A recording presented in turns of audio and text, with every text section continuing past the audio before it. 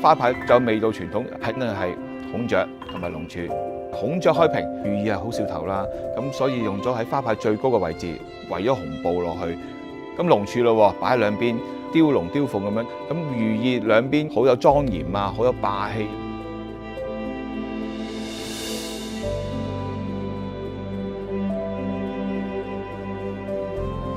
平時生活上面睇人哋有啲咩新嘅科技啊、新嘅物料啊，可以應用到喺花牌上面，令到花牌嘅顏色咧更加鮮豔啦，保存得更加耐。每一次做嘅花牌都係新創作出嚟。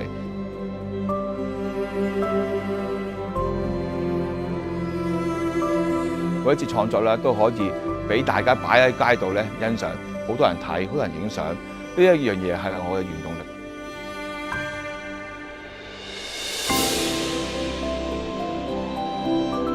有個地方製造一個長期嘅花牌展覽館，可以等市民親手摸到花牌嘅實物，睇到我哋嘅花牌嘅歷史，可以做埋一個工作坊。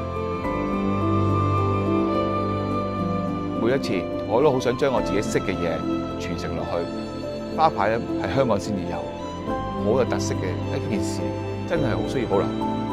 每一次做完一個工作坊啊、導賞啊，我覺得好開心，好有意義嘅事啊！呢樣嘢係金錢俾唔到我嘅快樂。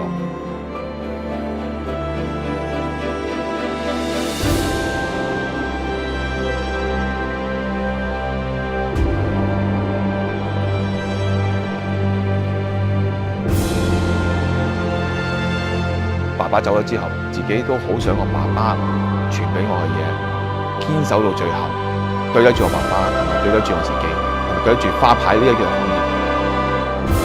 有生之年繼續做落去，傳承落去。